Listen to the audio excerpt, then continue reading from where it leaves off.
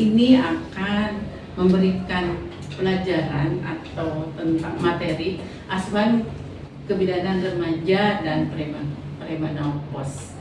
Itu adalah saya akan memberikan pembelajaran itu pertemuan kedua tentang reproduksi remaja. Oke, salah satunya di situ ada langsung ke situ ada pembelajaran masalah reproduksi dan layanan. Di sini ada kehamilan, perencanaan kehamilan, EMS, HIV, AIDS, stigma dan diskriminasi, nafsa dan dukungan dan layanan. Saya di sini hanya akan mengupas tentang kehamilan dan perencanaan kehamilan itu. Kenapa sebabnya? Karena berhubungan dengan remaja. Ya, remaja itu adalah, apalagi remaja putih itu adalah sebagai ibu yang akan melahirkan jika terjadi. Saya nanti akan mengupas tentang anemia saja ya, tentang untuk perencanaan kehamilan gitu ya. Oke, kita lanjut di sini. Kehamilan. Anak-anak sudah tahu tentang kehamilan? Apa tuh kehamilan? Siapa yang bisa jawab? Dan bisik-bisik nih. Ayo jawab. Astrid, apa kehamilan Trik? Ibu yang mengandung. Oke, bagus. Kehamilan ada berapa minggu? Kehamilan berapa trimester? 3. Oke, trimester 1 dari minggu ke berapa sampai minggu ke berapa? 12. Trimester 3 Nurulita sampai kapan? Trimester 3 dari minggu ke berapa sampai minggu ke berapa? 24. Siapa yang bisa? Siapa yang tahu? Angkat tangan. Siapa yang tahu? Kan sudah kemarin sudah dikasih tahu. Berapa? 29 sampai 40. Oke, lanjut. Ini tujuannya itu memahami proses kehamilan, memahami tanda kehamilan, risiko kehamilan remaja, dan pencegahan kehamilan pada remaja. Lanjut kita. Di sini adalah proses kehamilan. Proses kehamilan ini adalah ovulasi di sini ya. Ovulasi ini adalah leher rahim, ini endometrium di sini, ini adalah rahim. Ini adalah tuba ya. Ini tuba, ini adalah ovum ya.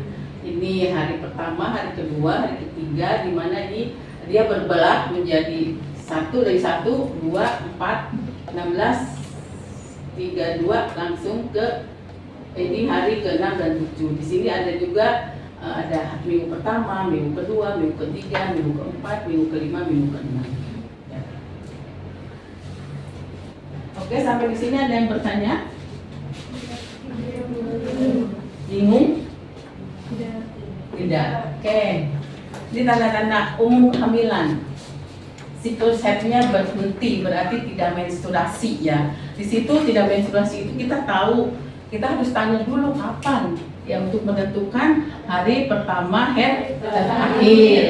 Oke, mual muntah pusing ini adalah keluhan pada trimester pertama yang lazim. Tetapi ada juga misalkan mual muntah yang berlebihan dan sampai mengganggu pekerjaan sehari-hari, maka itu dikatakan hiperemesis gravis jarum. Terus payudara membesar dan puting, susu menonjol. Biasanya payudaranya itu membesar dan biasanya disenggol sakit ya. Puting susunya menonjol, terus perut mulai membesar. Itu adalah tanda-tanda kehamilan. Di sini ada juga tanda kehamilan yang pasti. Nah, kehamilan yang pasti ya. Di mana pemeriksaan hormon kehamilan di urin itu adalah positif. Biasanya HCG-nya positif. Kalau positif ada yang garis 2, ada yang positif gitu ya.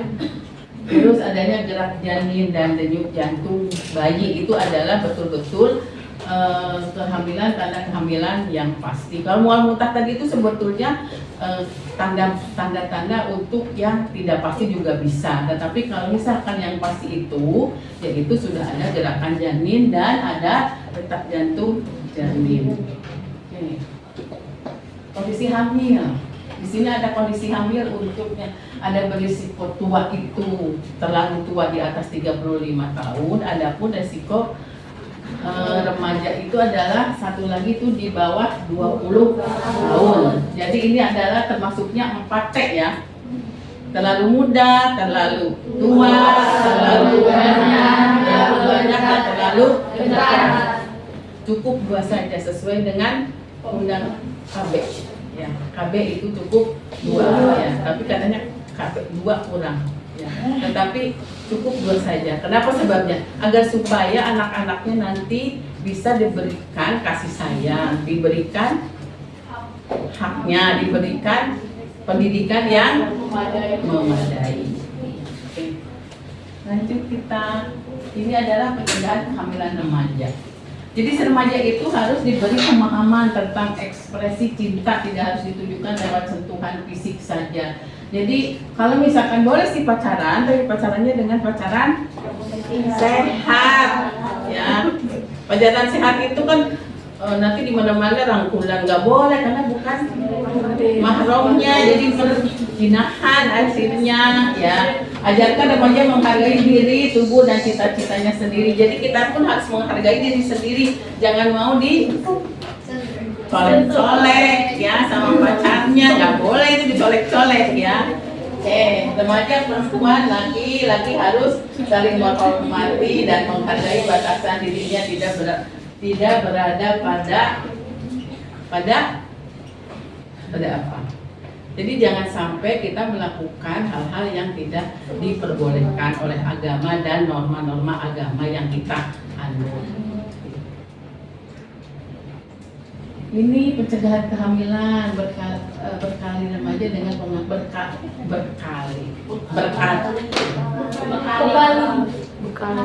remaja dengan pengetahuan, sikap yang positif serta keterampilan memadai dan menyadari. Kita pun sebagai remaja harus tahu bagaimana caranya untuk menghormati diri sendiri, menghargai diri sendiri agar supaya kita tidak terjerumus ke pergaulan bebas. Diskusi secara rutin untuk memberikan pemahaman tentang konsekuensi remaja mengenai kehamilan. Sekarang kalian nih masih remaja ya. Kalau kalian melakukan seks bebas, apa yang akan terjadi? Kalau laki-laki tidak akan terjadi, tapi kalau perempuan yang rugi siapa? Perempuan. Jadi kalian harus menjaga diri. Oke, bagus. Ada yang bertanya? Nah, sekarang kita perencanaan kehamilan, apa aja sih perencanaan kehamilan? Mental, apalagi psikologi, ekonomi, terus apa lagi? Finansial dan ekonomi, apa bedanya? Sama nggak? Sama. Saya di sini akan mengupas tentang anemia pada remaja. Nih, khususnya anemia, karena sekarang pemerintah itu memberikan solusi untuk supaya tidak terjadi anemia pada remaja. Itu diberikan apa? TTD, ya, tablet tambah darah. Oke, pintar kalian. Harus pintar lah, namanya bidan ya harus tahu ya. Oke. Ini, saya rasa kalian sudah tahu ini. Ya. Ini adalah nilai HB normal menurut WHO. Untuk bayi berumur berapa, anak sekolah berapa, anak sekolah berapa, wanita hamil berapa, wanita dewasa berapa, dan dewasa laki-laki berapa. Ini kalian harus sudah tahu ya tentang ini. Nih ada 5L. Lesu, letih, lelah, lemah. Ini lunglai. Lesu, letih, lelah, lemah, lalai, lunglai. Jadi lalai itu bukan lalai itu lalai terhadap sesuatu ya. Misalkan lalai terhadap pembelajaran, karena males kan? Nah jadi lalai itu maksudnya itu yang lalai itu. Pucat, kulit bibir pusing, mata, kulit telapak tangan pusing, mata berkunang, nafsu makan menurun, konsentrasi menurun, mudah mengantuk. Ini adalah tanda-tanda anemia. Siapa yang mempunyai tanda-tanda gejala seperti ini? Ada? Ada? Kalau ada seperti ini wajib cek HB, ya. Boleh, nanti di ibu cek HP boleh, saya punya alatnya. Boleh? Oke. Ya. Boleh, silakan. Ini sekarang nih, bila kita alami sel tubuh tidak mendapat oksigen cukup, mengapa? Karena sel darah merahnya kurang sehingga asupan oksigen ke otak akan berkurang. Seperti itu, makanya ada ngantuk, ya, ada apa? Berkunang-kunang karena adalah di sini. Ini penyebabnya. Dan rendahnya pengetahuan tentang ilmu kesehatan. Tapi sekarang itu biasanya yang anemia itu, penyebab anemia pada remaja itu apa yang dominan sekarang? Begadang. Oke, apalagi? Makanan asal kenyang, junk food, fast food itu ya. Nah, terus apa lagi? Sebelah. Ya, terus apa lagi? Nggak mau makan sayur. Sekarang di mana-mana ada kopi ya, kopi. Jadi minum kopi itu adalah untuk ngantuk. Terus apa lagi? Nonton drakor, jadi kurang tidur, begadang ya. Nah, siapa yang suka nonton drakor? Ya. Saya kan kebetulan saya ibu asrama ya. Saya itu kadang suka keliling ke kamar-kamar, kirain lagi belajar mahasiswa. Nggak taunya lagi nonton drakor. Bukan laptop sih gitu ya, tapi ternyata dia nonton drakor. Nah itu, kayak ya. Mengurangi porsi makan, takut gemuk ya. Nah dietnya itu nggak bener ya gitu. Terus minimnya sosialisasi gizi khusus remaja. Harusnya sekarang itu kita itu makan itu 4 sehat 5 sempurna, atau gizi seimbang, atau 1 isi piringku. Apa nah yang harus? 4 sehat 5 sempurna. 4 sehat 5 sempurna, gizi seimbang, atau isi piringku. Yang mana tuh? Isi piringku. Isi piringku itu kan terdiri dari karbohidrat sepertiga, protein, mineral, serat gitu ya? Iya itu. Kalau gizi seimbang sama. Kalau 4 sehat 5 sempurna ditambah susu. Nah, oke. Ini adalah penyebabnya anemia. Ini dampaknya. Daya tahan tubuh menurun. Ini dampak anemia. Kebugaran menurun, sensasi menurun, kinerja menurun. Yang meninggi, yang menaik adalah hanya infeksi. Nah, ini kalian ini harus paham nih bagaimana ya. Nanti kalian juga bisa memberitahukan sama adik-adiknya yang di SMP, SMA, memberitahukan anemia itu tidak baik untuk remaja. Nah, inilah dampak lebih lanjut dengan kehamilan. Kita sekarang di sini akan anemia dengan kehamilan. Dampak itu meningkatkan resiko pada kematian ibu. Terus melahirkan bayi prematur sama BBL.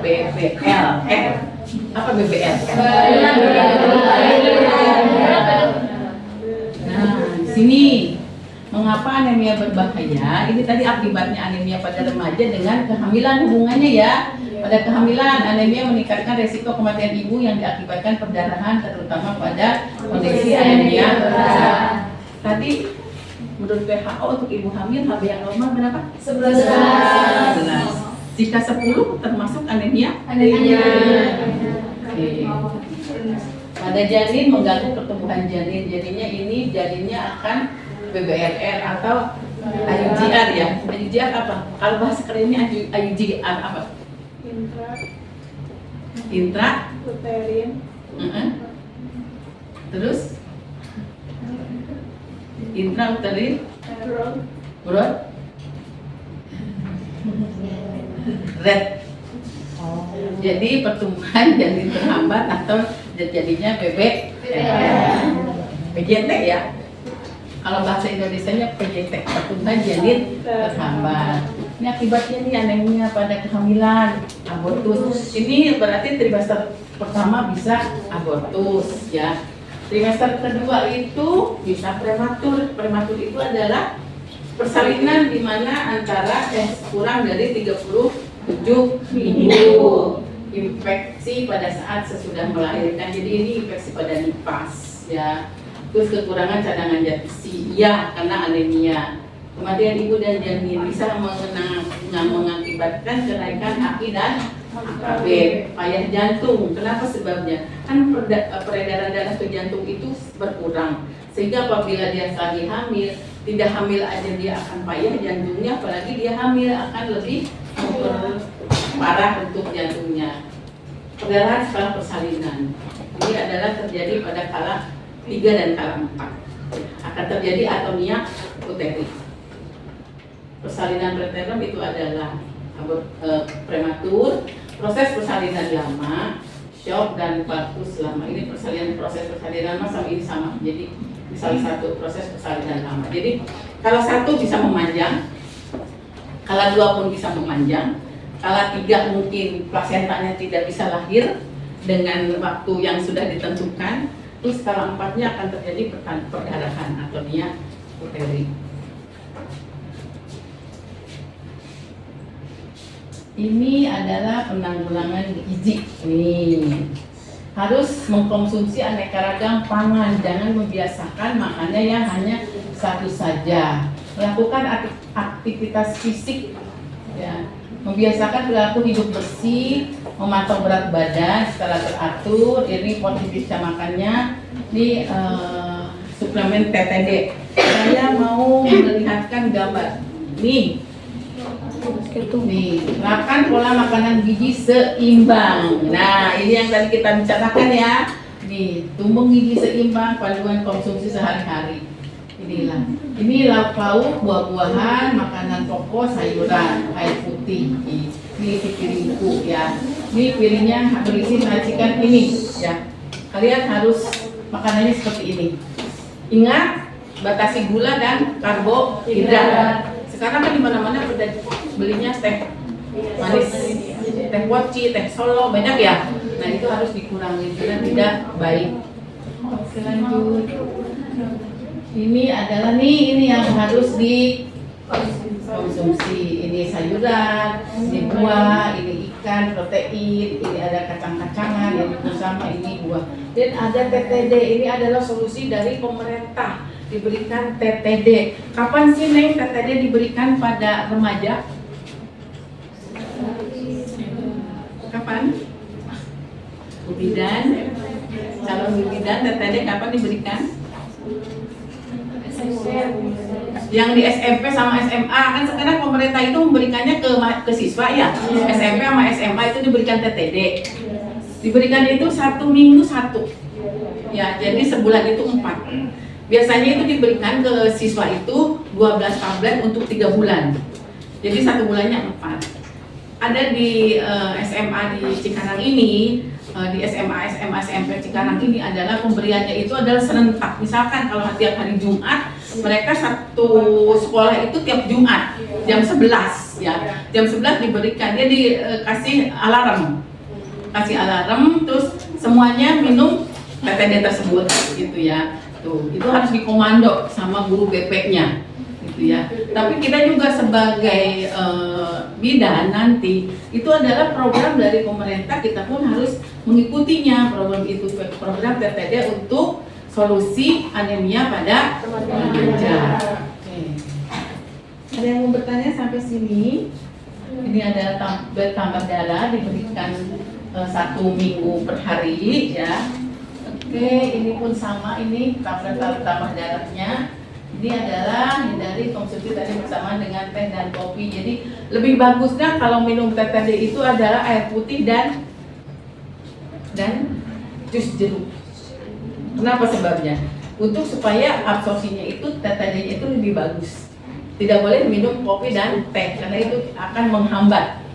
Ini ya. Jadi diberikan sebaiknya dilakukan 2 jam sebelum atau sesudah mengonsumsi TTD. Ini adalah apabila mengonsumsi makanan dan minuman gitu.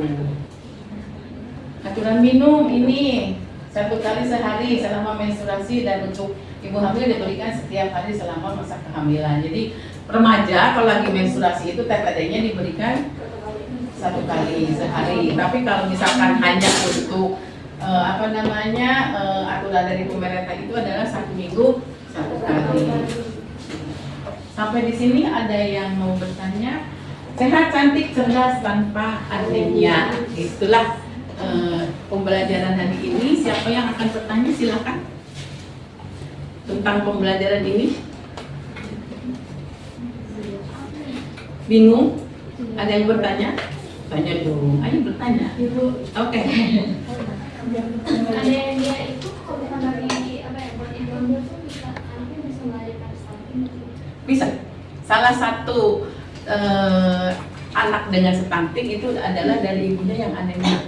Karena anemia itu bisa aja kekurangan gizi. Kekurangan gizi itu bisa mengakibatkan stunting. Makanya sekarang kalian harus dipersiapkan. Kan kalian caten ya. Walaupun sekarang masih semester 4 ya, tapi kan caten juga ya gitu. Jadi harus mempersiapkan dengan minum TPD. Asam folat boleh nggak diminum? Boleh. Iya. Oke, terima kasih. Siapa namanya? Evi. Terima kasih pertanyaannya. Baik. Apa mau tanya apa ya sih? Ibu izin bertanya untuk mengenai mencegahnya anemia apa Ibu? Pencegahan anemia terhadap remaja dan ibu hamil. Salah satunya itu adalah apa tadi? Gizi. Ya, dari makanan, pola hidup. Tadi katanya begadang gitu ya. Nah, begadangnya kurangin. Terus nonton drakornya kurangin. Salah satu penyebab anemia itu salah satunya kita adalah yang tidak pernah kita tahu apa. Makan langsung minum teh. Minum teh itu adalah salah satu untuk terjadinya anemia. Makanya sekarang jika makan gantilah dengan air putih. Ya, tapi kalau habis makan minum teh hangat itu enak sekali, apalagi mungkin saya karena sudah tua ya. Kalau saya kan maunya hangat bukan es gitu ya. Jadi kalau setelah makan itu hindari kopi dan teh, itu akan mengakibatkan terjadinya anemia gitu. Ya. Oke, sama-sama ya sih. Cukup untuk pertemuan hari ini. Oke, saya rasa cukup untuk pertemuan hari ini. Terima kasih untuk perhatiannya. Insya Allah kita ketemu lagi untuk minggu depan dengan materi yang lain. Kesimpulannya bahwa ya kita sebagai remaja harus mengetahui bagaimana dan apa akan terjadi bila anemia pada remaja tentang kehamilan. Kenapa sebabnya? Remaja itu adalah yang akan menghasilkan generasi muda yang baik, ya, yang sehat, ya. Itu kita harapkan generasi-generasi yang sehat dan baik. Maka dari sekarang kita harus mengelola makan yang baik dan memberitahukan kepada adik-adiknya nanti bagaimana pencegahan anemia. Dan ada saya waktu itu melakukan penelitian terhadap remaja anemia dengan pemberian jus kurapa. Jus kurapa itu adalah jus air kelapa dan kurma. Jadi air kelapanya 200 cc, kurmanya 7 biji. Di blender ya, diberikan selama 7 hari, tiap hari diminum. Alhamdulillah hasilnya signifikan. Dari anemia jadi tidak anemia. Mungkin itu salah satu bisa kalian coba untuk supaya misalkan ada keluarganya atau teman-temannya yang anemia bisa melakukan. Jadi tidak seharusnya minum obat terapi ya, tetap diminum, tetapi ada yang non farmakologi dan farmakologi. Jadi kalau jus kurapa itu ada merupakan non farmakologi. Saya rasa cukup sampai di sini. Terima kasih atas perhatiannya. Wabillahi taufiq wal hidayah. Wassalamualaikum warahmatullahi wabarakatuh. Waalaikumsalam warahmatullahi wabarakatuh.